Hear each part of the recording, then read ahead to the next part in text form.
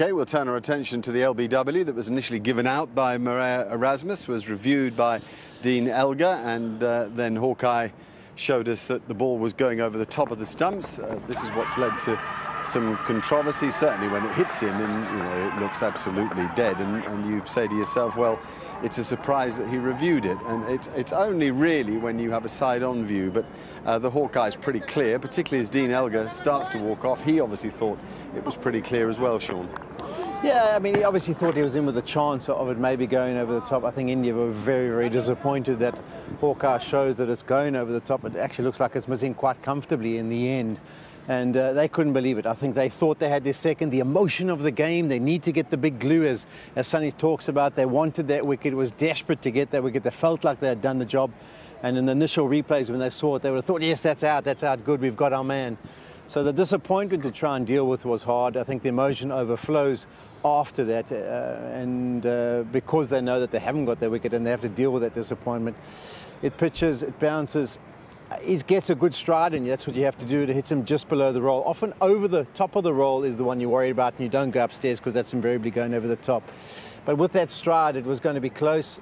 Did you think it was going to go over the top? Maria Erasmus certainly didn't. Even his reaction afterwards suggests he didn't. But Hawkeye is obviously something you rely on for our decision making. It's an independent body.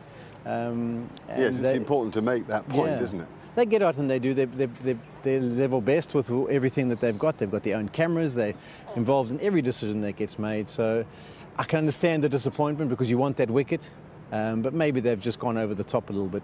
What did you make of that?